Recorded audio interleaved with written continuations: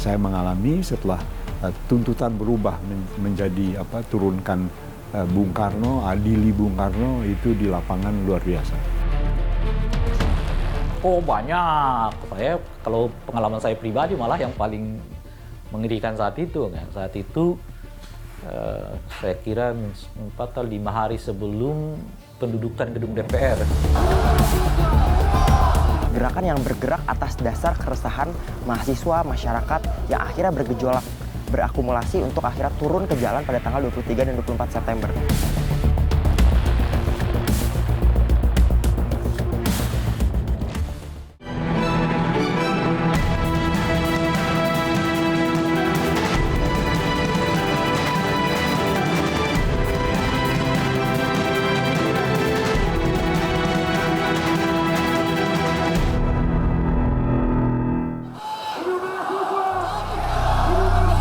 Setelah 21 tahun hilang dalam pergerakan besarnya, 24 September 2019 lalu, ribuan mahasiswa kembali turun ke jalan. Aksi ini serentak dilakukan di sejumlah kota besar di Indonesia. Unjuk rasa mahasiswa di depan gedung DPR MPR berjalan tertib pada pagi sampai siang hari.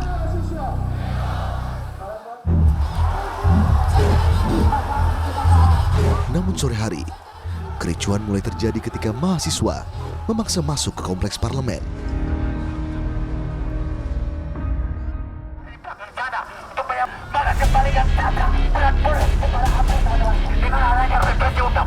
Setelah 1 pekan berlalu, mahasiswa kembali melakukan aksi besarnya pada 30 September di depan gedung DPR.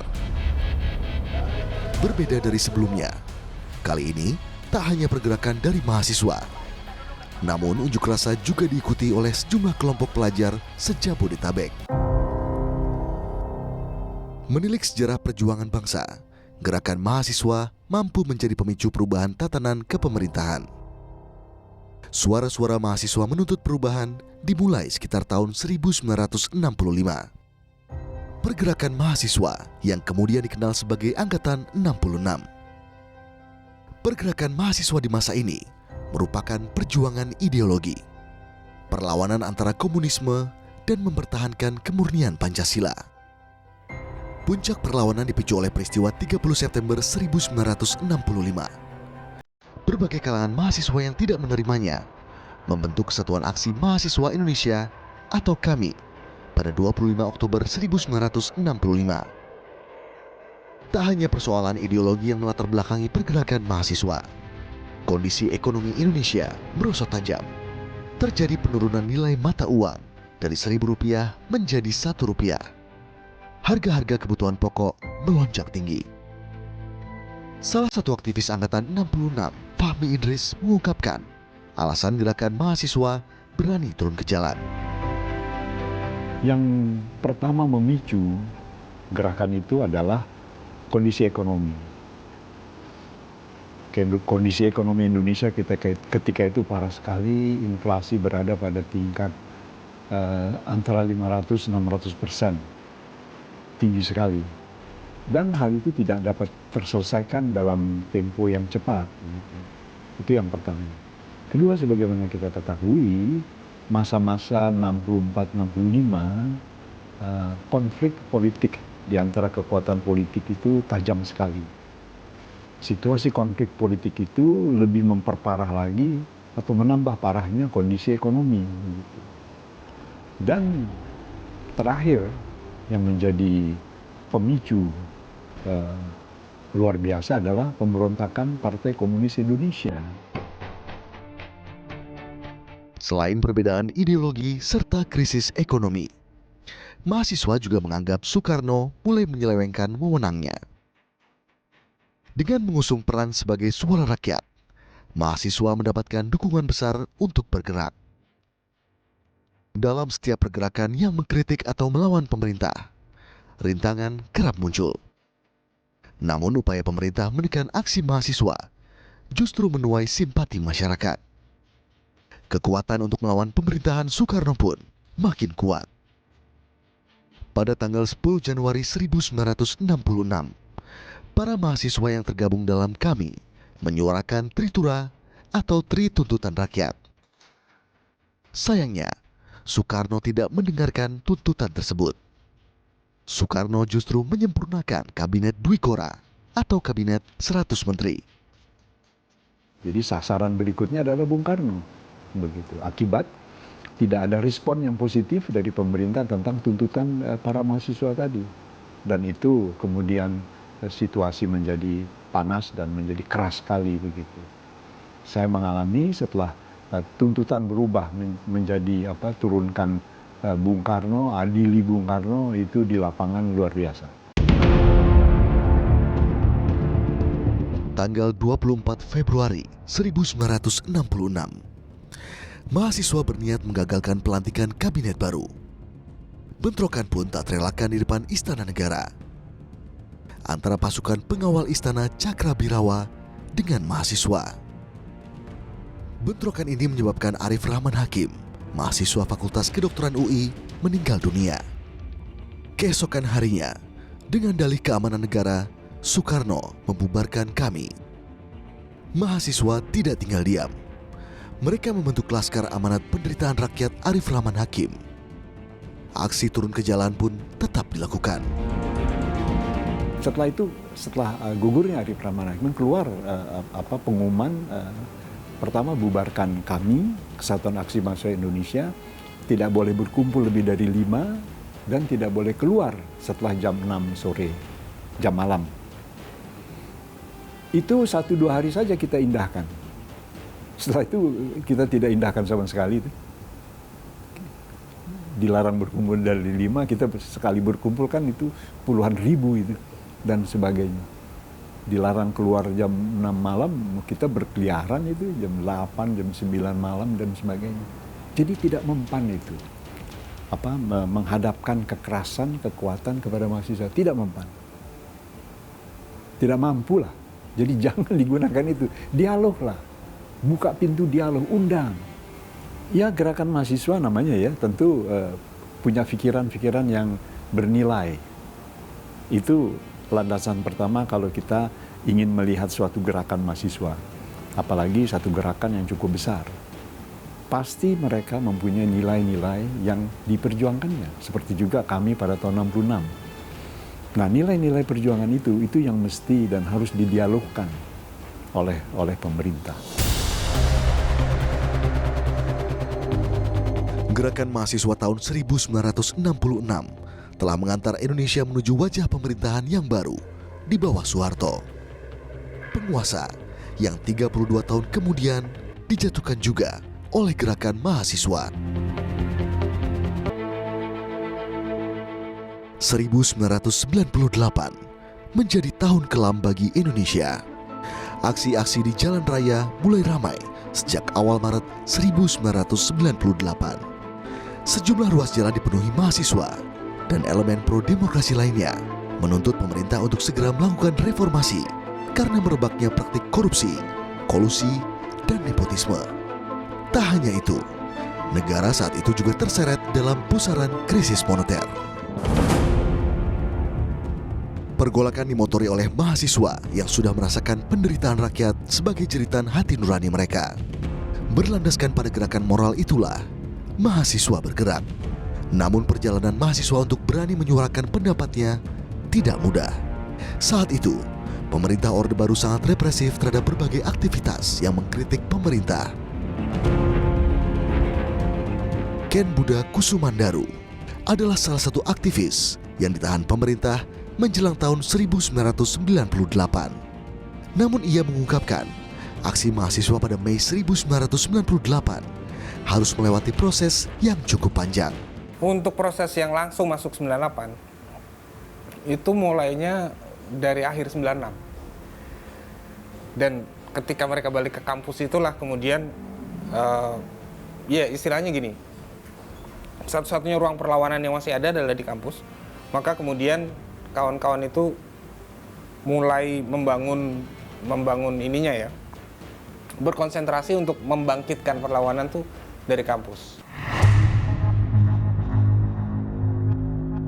Kerusuhan Mei 1998 pun pecah di berbagai kota besar di Indonesia, di antaranya Medan, Jakarta, dan Surakarta.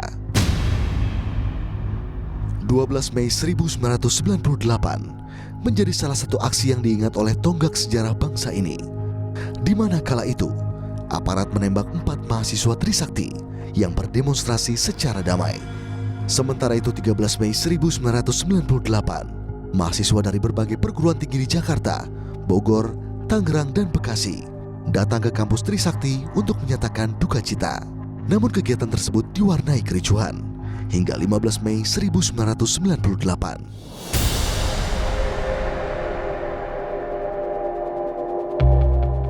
Rai Rangkuti, aktivis 98 dan juga pendiri lembaga swadaya masyarakat Lingkar Madani, menceritakan pengalaman aksi demonstrasi mahasiswa tahun 1998. Oh banyak, kalau pengalaman saya pribadi malah yang paling mengerikan saat itu kan. Saat itu saya kira 4 atau 5 hari sebelum pendudukan gedung DPR seingat saya, tapi saya kurang tahu persisnya, lupa saya. Kita membuat demonstrasi besar-besaran di Ciputat gitu. Dan bentrok sama polisi. Saking panjangnya demonstrasi itu 9 sampai jam 5 sore, panjang sekali. Waktu demo bentrok itu, dan asap mengepul ya di sekitar komplek IAIN, dan helikopter tuh 2 helikopter di atas IAIN itu berputar-putar ya, terus menghimbau supaya mahasiswa jangan melakukan perlawanan ya, macam-macam lah, dan seterusnya. Itu berhenti setelah saya pergi ke masjid di depan kampus itu, dan melalui masjid itu saya meminta supaya kedua belah pihak, baik mahasiswa, kebetulan saya koordinir gitu ya, maupun polisi sama-sama mundur. Jadi saya hitung 5 langkah mahasiswa mundur ke belakang, saya minta juga polisi memperlihatkan niat baiknya untuk juga mundur ke belakang. Berbagai cara dilakukan oleh para aktivis 98 untuk menghindari aparat keamanan yang berusaha mencari jejak mereka. Menurut Rai Rangkuti, salah satu strategi yang diterapkan kala itu adalah merubah nama. Makanya relatif tuh khasnya itu aktivis 98 itu namanya nggak sesuai dengan nama aslinya kayak saya kan. Itu kan nama aslinya kan Ahmad Fauzi, berubah Rai Rangkuti gitu. Karena salah satu strategi untuk menghilangkan jejak itu. Karena apa namanya, Intel, aparat keamanan itu bisa ke kampus lihat ini kita, apa namanya ya, biodata kita. Nah, seringkali mereka terkecohnya di situ karena yang mereka tahu namanya Rai Rangkuti, yang nggak ada di situ, adanya Ahmad Fauzi. Meskipun gerakan mahasiswa di tahun 1998 dibayangi oleh tindakan represif Orde Baru, nyatanya semangat yang dibawa para mahasiswa mampu menggerakkan rakyat Indonesia. Ya tentu takut, ya, secara naluri ya takut gitu. Ya cuman rasa takut itu dikalahkan oleh cita-cita kita terhadap bangsa ini gitu. Sehingga ya apa namanya ya, apa istilahnya itu ya, jadi ada sikap hati-hati karena ada unsur takut itu gitu. Tapi rasa ini semua dikalahkan oleh keinginan kita untuk melihat Indonesia yang lebih baik itu. Jadi istilah mungkin bahasanya cita-cita mengalahkan semua ketakutan. Pergerakan mahasiswa dan rakyat seluruh Indonesia pun menyatu pada 19 Mei 1998. Dengan dukungan rakyat, ribuan mahasiswa menduduki Gedung Perwakilan Rakyat selama 3 hari. Perjuangan mahasiswa dan rakyat meruntuhkan Orde Baru membuahkan hasil. Turunnya Soeharto dari kursi presiden pun menandai masuknya Indonesia dalam babak baru sejarah negeri ini, yaitu era reformasi. Tahun 1998 hanyalah sebagian dari pergerakan mahasiswa yang tercatat dalam sejarah Indonesia. Nyatanya, mahasiswa mengambil peran penting dalam perubahan nasib bangsa. Dari waktu ke waktu, mahasiswa telah membuktikan diri sebagai suara rakyat. Ketika rakyat mulai menjerit karena ketidakadilan, mahasiswa seolah menjadi motor penggerak perubahan. Pertanyaan pun timbul. Di era reformasi saat ini, masih perlukah pergerakan mahasiswa? Apakah gerakan mahasiswa masih bisa membawa perubahan bagi nasib bangsa? Di sini melihat bahwasanya Manik Margana Mahendra, Ketua BEM Universitas Indonesia, menyuarakan bahwa semangat untuk tuntaskan reformasi adalah hal yang dibawa oleh para mahasiswa dalam aksi demonstrasi ini. Nah, tuntutannya apa saja? Tuntutannya kalau dari teman-teman mahasiswa adalah yang paling jelas, kami ingin menuntut tuntaskan reformasi. Lagi-lagi kenapa tuntaskan reformasi? Kami melihat bahwa masalah yang kemarin terjadi sebenarnya di Indonesia adalah adanya ancaman-ancaman terhadap demokrasi. Hak-hak kita sebagai masyarakat yang akhirnya terancam untuk bisa berpendapat, untuk bisa bersuara, dan lain-lain. Ditambah masalah tentang korupsi. Katakanlah KPK sebenarnya adalah anak kandung dari reformasi. KPK adalah pesan dari reformasi. Namun ternyata di akhir-akhir ini KPK justru malah dilemahkan. Kembali lagi, kita melihat permasalahannya adalah reformasi yang kemudian dicanangkan oleh orang-orang yang saat ini justru sedang berdiri dan sedang duduk di pemerintahan, sedang duduk di kursi DPR. Mereka yang menginisiasi reformasi ini justru malah mengkorupsi reformasi itu. Makanya kami datang tanggal 23 atau 24 September kemarin menuntut untuk tuntaskan reformasi. Tudingan dan upaya menekan pergerakan mahasiswa yang biasa bergerak dalam jumlah besar sangat rentan disusupi oleh pihak tertentu yang ingin mendiskreditkan pergerakan mahasiswa. Dan kami yakin bahwa gerakan kemarin tanggal 23 dan 24 September kemarin adalah gerakan yang organik. Gerakan yang bergerak atas dasar keresahan mahasiswa, masyarakat yang akhirnya bergejolak, berakumulasi untuk akhirnya turun ke jalan pada tanggal 23 dan 24 September.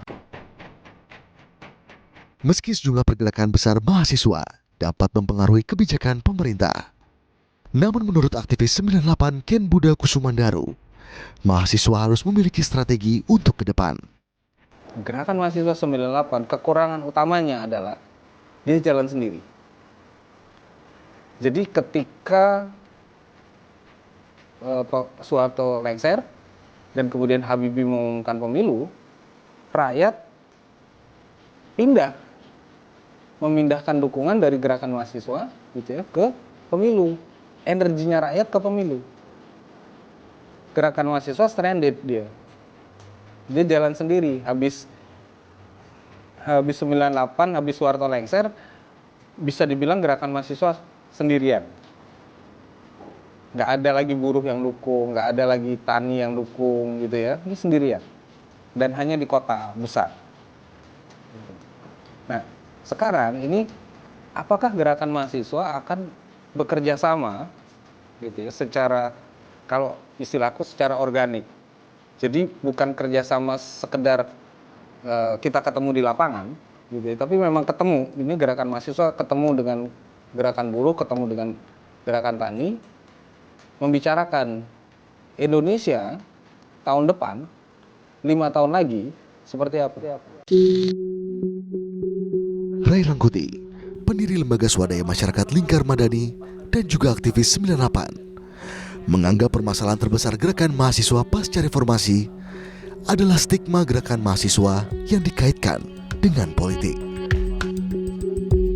Itu lazim terjadi tuh di setiap gerakan mahasiswa ya, apalagi masuk begini gitu.